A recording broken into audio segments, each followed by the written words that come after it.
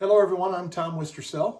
I'm JT Wistrcill. We'd like to welcome you to another edition of From the Couch. We're here on the couch.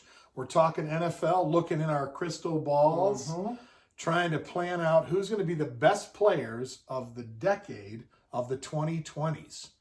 10 years from now, we'll wait and see how this ages. What do you think, JT? Just like our NBA one. I feel pretty confident in mine, but I'll say this: the offensive side was really easy for me personally. I thought defense, man, it's tough. Not even factoring the guys who obviously we don't know. There's one college player on my list, but you get the high school prospects and stuff like that. I mean, this is always a difficult list. I've got a college player in my list as You do? well. So, yeah. So, we'll be anxious to see how we compare those. So, just like we've done in the previous decades, we're going to pick 5 offensive players, 5 defensive players.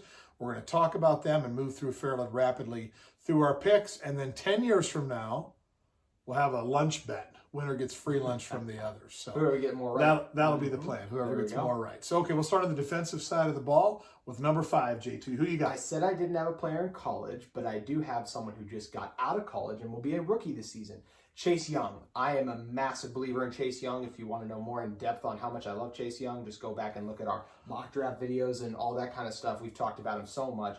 Outside linebacker, DN for the Redskins. I mean, just one of the most complete edge prospects to ever come out. He's so athletic. He's got the bend. He's got the power. He's got great hand fighting. I mean, he had 16 sacks despite being so many times the focal point, like the offense is trying to stop. So I love him. I love the system he's in Washington. The defensive line is loaded, so it's going to be hard to double him. I personally think this year he breaks the rookie sack record of 14 and kicks off the decade extremely strongly. Chase Young comes in at number 5, and honestly, if he had played maybe as a rookie, he could be even higher for me. I just haven't seen him play yet, so it can't be higher. Okay, well, big things expected there from Chase Young. I agree, an elite prospect, and will be fun to watch. Definitely. I also took someone from this year's draft and have him on the list, but it's not him.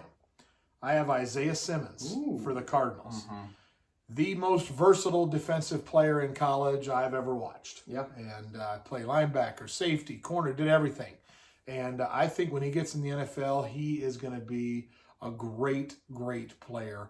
I look for him to be all over the defensive side of the ball, different positions, a ball hawk, tackles, interceptions. And, the Cardinals, while they're a young team and Kyler Murray's kind of coming into his own, they've got some potential. But the bottom line is their defense hasn't been great. No, they need a guy. And they need a guy, and he will be the guy. So I got Isaiah Simmons at number 4. Yeah. We'll see how both those play out. I should say, guys, I think Chandler Jones is one of the most underrated players in the league, so anytime I can give him a shout-out, I will do so. All right. You mentioned the term ball hawk. I want to carry that over. Number 4. Number 4 guy, Darwin James, safety for the Chargers. A lot of people forgot about him because this year he was hurt, but the year before that, he was a 17th overall pick in the draft. Was stunned he fell that far. He was a first-team All-Pro player, a first-time Pro Bowler as well, and just really solidified the back end for the Chargers. You mentioned Simmons' versatility. That's what stands out when it comes to Darwin James for me. He can play inside the box. Go watch the playoff game when they played the Ravens 2 years ago. They used him as an inside linebacker and shut down Lamar. Also had 3.5 sacks. A beast in coverage. And I think his do-it-all ability is going to make him so great, and what gave him the slight edge over other DBs to be my only DB on this list, and he comes in at number 4 because of that versatility. Also an extremely physical tackler. Okay, good pick there at number 4. I'm going to go with the team that is dear to my heart, black and gold. Shocking. Number 4, I've got Minkah Fitzpatrick here as a safety. He's 23 years old and is an elite safety on what is always an elite defense. That's what the Steelers do, right? Play great defense. So he is going to have lots of interceptions. He's going to have lots of opportunities. He's going to play in big games because Lamar Jackson's in the same division. Now Joe Burrow's in the same division. The Browns, obviously, the Browns are talented. So he's going to have an opportunity to make big plays in big games. The defensive line is always going to put pressure on the quarterback. He's going to have chances for interceptions. And I think he's a great talent in the perfect system. There's a little bias there, obviously, but it also shows up on any game film you watch, too. Minkah Fitzpatrick's elite. He's going to be elite the entire decade. Yeah, Minkah's a great player and fits so well in Pittsburgh. Just missed my list personally. There you go. Okay, number 3. I got my Minnesota Vikings, Danielle Hunter. He has been in the league a lot longer than most of these other guys. His first season was in 2015, but now just wrapped up 2019. 5 seasons in the league. He's still 25 years old, though. His age is just jarring. He's the youngest player ever to 50 sacks, currently sits at 54 and a half. And what stands out about him is his arm length, 83-inch wingspan. He is so athletic around the edge. He can blow through guys with power as well. And Andre Patterson, the Vikings defensive line coach, has really done a good job of coaching up to learn to use more. Right now, he's more an athlete. I think as he continues to grow as a pass rusher and that athleticism declines, he'll continue to take steps. I think he's going to continue to be a double-digit sack guy. He's going to have a chance to be one of the high guys, top 10 sacks all time, just because of how young he is and how dominant he's been. I think he's surrounded by talent, but I really believe in Danielle Hunter. Definitely a biased one for me here too, but love my guy Danielle Hunter, and the age is a huge factor at 25 with the production, why he shows up at number 3 for me. Yep, good choice there with him, and it is amazing. He's the youngest to 50 sacks. Yeah, 50 sacks. Wow, that's an amazing stat. So, number 3 for me. It pains me to say this because they're one of my least favorite teams in the league, but I got Myles Garrett of the Browns at number 3. So physically dominating. Obviously, people are going to remember what happened last year with Mason Rudolph, and that was unfortunate. So he's got to grow up a little, and that's always going to be behind him until he continues to be a great player without those crazy attitude problems there. But nonetheless, he's darn near impossible to block. Ridiculous. And so I'm really impressed with Myles Garrett. He's only 24 years old. He's going to be a problem for my Steelers going forward. So I got Myles Garrett at number 3. All right, how about you? Speaking of problems, how about Nick Bosa last year, defensive end for the 49ers? Comes out at number 2 overall for them and just dominates 9 sacks. He's on that great defensive line. Something I think will help him throughout the decade is he's going to have one-on-one opportunities. And I mean, he just dominates guys one-on-one. Super Bowl against Eric Fisher's Chiefs left tackle, just dominates. And he's not like a Danielle Hunter who's had this really long, athletic, fast guy. He wins off technique. He's very quick off the ball like that. He's got great hand fighting, really good hand-eye coordination as well. So love Nick Bosa's game. His brother could very well be on here also. I just worry a little bit with the injuries with his brothers, battled those a little more, but love Nick Bosa, and I really think he's set up for success this decade. I really struggled with Garrett, Bosa, and my number 2, TJ Watt. Yeah. I think, again, the way the Steelers play defense is they're always going to have great tackles and great ends, and they're going to put pressure on the quarterback all the time. And so you can't really double team him all the time because the rest of the guys are going to get there. Bud Dupree he got a nice little paycheck because of the way he played, because people had to start thinking about TJ Watt on the other side. So TJ Watt's my number 2. He has a chance here over the next few years. I'm not going to say he's going to repeat what his brother did, but if he finishes in the top 1 or 2 in the league in sacks like he did last year, he could put a defensive player of the year on his resume. So again, my bias might come out a little bit, but nonetheless, he's 25 years old. Over the next 10 years, how many sacks could he end up with? A lot. So I got TJ Watt at my number 2 spot. Totally with you. He, like you said, he was right in there with those guys for me. He was a really tough cut for me. I think, unfortunately, if he played for the Vikings, I'm sure he would have. So you just don't like the Steelers. You don't put any Steelers like you're doing the Madden rankings or something this year. Well played. But at number 1, I do have a guy that you already hit on. I have Myles Garrett at number 1, and I just think he's unbelievable. I think the only reason. Well, look, he's back in the news again. He's the highest paid defensive player in NFL history after he signed that massive, lucrative extension. Massive took-he hit with, obviously, hitting Mason Rudolph with a helmet. But outside of that, I thought he was dominating. He missed 6 games this season. He would have had even more sacks than he already has. He already has 30 career sacks, 9 tackles for loss in each of his seasons already. He's so dominant against the pass and the run. He's a really dominant pass rusher. When he gets going, the athleticism, the bend, he's got strong hands. He is just chiseled. His body is insane for a defensive end. So I think honestly, Chase Young, like I mentioned earlier with Chase Young, like if he had played, like I might even have him at 1 or 2. But I feel like since Myles Garrett has been in the league a couple of years, I feel more comfortable putting him at a number 1. And I think he's a special, special player. Yeah, mad respect for Myles Garrett, regardless of what happened. Yeah. Obviously, he's a great player. My number 1, you already mentioned, Nick Bosa. Oh, yeah. I've got Nick Bosa number 1. And again, to me, what he does, he is a little more dominating on the run. And he still gets the quarterback, as much as TJ Watt and Myles Garrett. I think he because he's only 22, so he's 3 years younger than TJ Watt.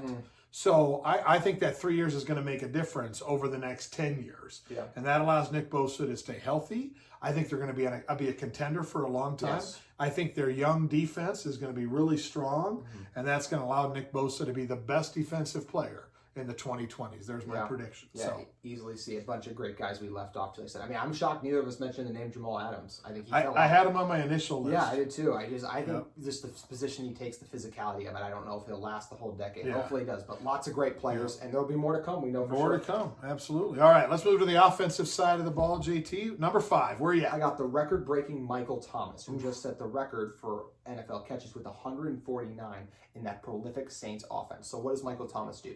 They line him up mostly in the slot, and he just absolutely dominates there using his size, strength. He's got great hops as well, can jump up, grab those 50-50 balls, really strong hands, an exceptional route runner too. He's not Tyreek. Him and Tyreek, he's the exact opposite of Tyreek Hill. Will not beat you deep, will actually dominate you that 10 to 15 yards like that. So he's at 1,100 yards every single year of his career already. He's been in the league for 4 years. Now, Drew Brees is about to retire, but he will stay with Sean Payton in the Saints offense, and I think he will continue to dominate in that offense. So I love Michael Thomas's game, and look, the age 27 is why he isn't a little higher for me, but I think he's still going to put up monster numbers in the Saints offense. Yeah, I think the next 5 years, I can agree with you. It's the last 5 years. I just think 27 is too old. I think between 32 and 37, I just don't think he's going to be productive enough. That's why it doesn't make my list. So, number 5, I've got Trevor Lawrence. I put another college guy on here, and here's the reason why. I think his arm is pro-ready. Yes. I think his game is pro-ready. What I love about him most is he's just steady Eddie. He never gets too excited. He never gets down. He has the NFL mentality already. He can make all the throws. Yes. He'll step in and start day one in the NFL. He can run too. And I think, because he's talented and he's skilled and physically he's good, I think he is an elite quarterback. I could see him being an all-pro, a Super Bowl champion, MVP. I could see all that. I could see 10 years from now, he might be number 1 on this list. We might look back and say, wow, Trevor Lawrence, sunshine, as many want to say with his hair, that he could be. But he's my number 5 on the offensive side of the ball. Yeah, I ended up sticking with guys just in the pros, so I did not consider Lawrence for this list personally, but, I mean, he could easily be on this list. Yeah, okay. Number 4, who you got? You talk about the current of Clemson, but I'm going to talk about the past of Clemson in Deshaun Watson, quarterback for the Houston Texans. Currently one of the most underrated QBs in the league. I believe he was 8th in the Madden ratings. I mean, for me, I think he's the 3rd best quarterback in the league. I mean, if you don't have him in top 5, I think that's insane personally. He is, we always talk about Mahomes is what he does, like just staying up and stuff like that, but how about Deshaun Watson? How much he has to stay up. He has not a great offensive line. The play against the Bills in the playoffs, where 2 guys smash him and he's able to stay up. So great at keeping the play alive. He's got a great arm as well. All he's done is win. He gets it done, and I think he's going to continue to get it done. Hopefully they can put some better teams around him, but I absolutely love Deshaun Watson's games. He already has 10 game-winning drives as well in his career. So love Deshaun Watson, comes in at number 4 for me. For non-Steeler quarterbacks, he's my favorite player to watch in the league. Love Deshaun. Number 4 for me is Saquon Barkley. I think he is the running back of the future. I think he will be the leading, when we look back in 2030, no one will have rushed for more yards than him. He can also catch the ball to the backfield. McCaffrey it was a tough decision between me and him, between these two there. I went with Barkley because I think their commitment to run the ball at the Giants will be greater than it is in Charlotte.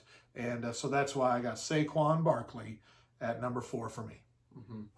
Time to head to the trenches for me at number 3. I Ooh, got Quentin Nelson. You went to the line. Offensive guard. He's been in the league for 2 years. He has already been in a first-team All-Pro for 2 years and a 2-time Pro Bowler as well. So a lot of success already. So young. 6th overall pick. Just a surefire thing coming out of the draft. And all he's done is be that surefire thing. He is so dominant physically. He's just a mauler. He just plays nasty. I mean, just watch him pull. He's just going to kill guys. Pancakes, so good in pass protection. Delivers a great punch as well. Great in open space. I mean, he has got it all for an offensive lineman. I think he's going to dominate this decade. He has not given up a sack in 30 games as well. So just a very productive player. And I think he's going to be the best offensive lineman of this decade and will be wearing a gold jacket in the 2030s. Yep, absolutely. I mean, he's the best offensive lineman in the league. Yeah, I think he's already the best guard. Hard to argue with him right there. So number 3, I have Deshaun Watson. You already talked about him. An elite quarterback. Doesn't get the recognition. I agree. They need to find a way to trade him to Pittsburgh. So we got 1 year of Roethlisberger left. Deshaun Watson, find your way to Pittsburgh. But he's so fun to watch. He's such a playmaker. He's smart, very well spoken. I love what he represents. I think he's just seems like a great all around person, easy to cheer for. And I don't know what they're doing down there. They're trading away their best players and getting nothing. And I don't know.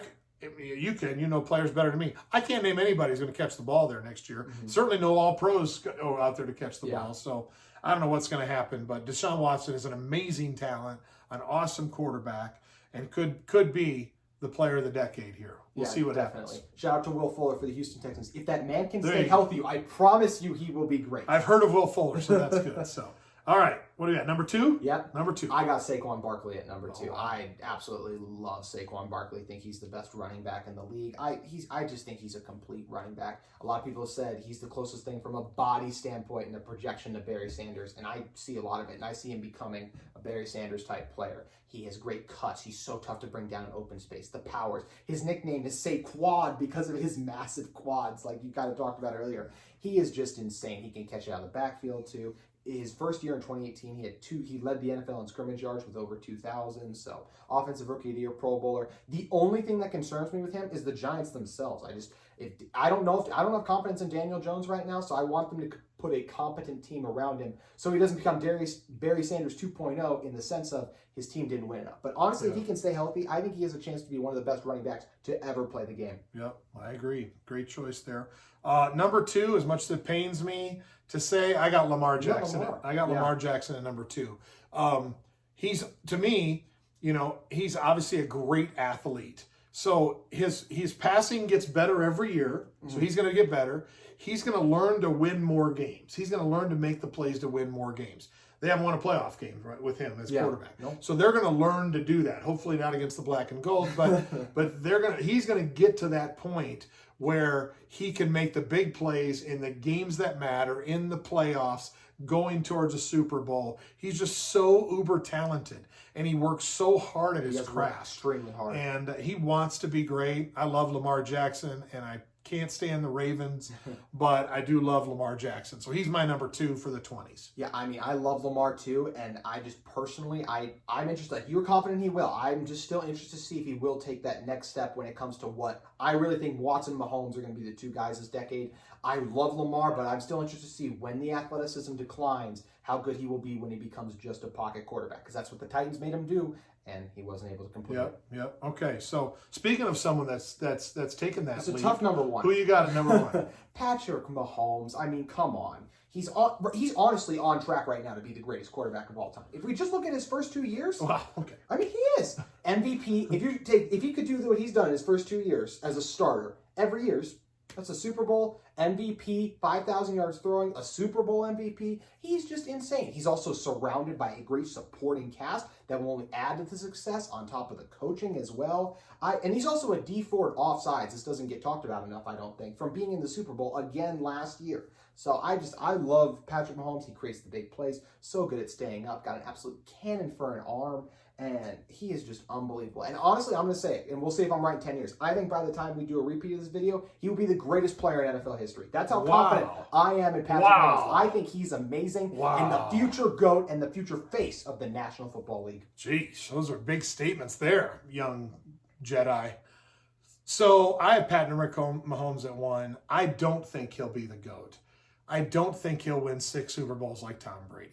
I do think right now he's the best player in the league. Yes. I think that obviously all the things you mentioned, he can make all the plays. He's proven at a high level. He's already made great comebacks. He's won a Super Bowl. He's got an aura about him that all the great players have.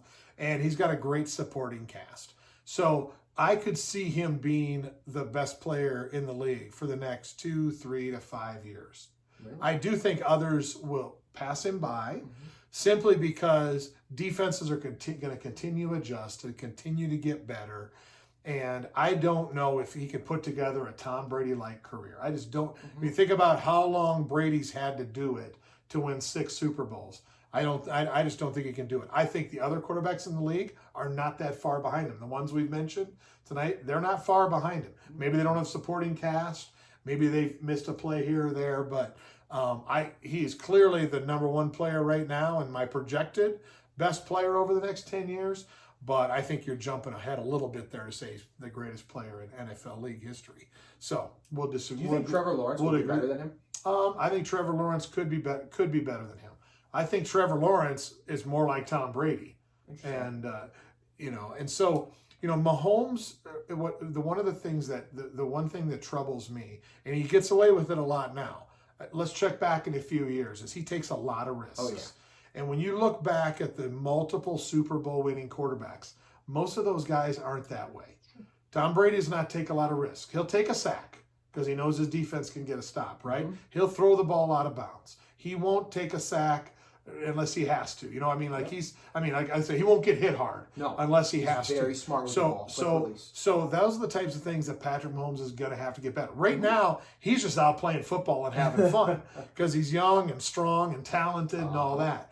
But let's not forget for a moment how good the defensive minds are out there and how they're going to make that adjustment and how hard it is just to do what he did over the next 3-4 years, much less the next 10. So that's why he's my easy number one right now. I'm not taking the leap that the young guy's taking here, though. So and I'll stick with it. That's great. So we got our lunch bet for 2030. Absolutely. Who got more right? And dessert on if Mahomes is the GOAT. That's right. I'll buy dessert if he's the GOAT then. So that's great. Well, we hope you've enjoyed watching another edition of From the Couch, and we'll see you next time.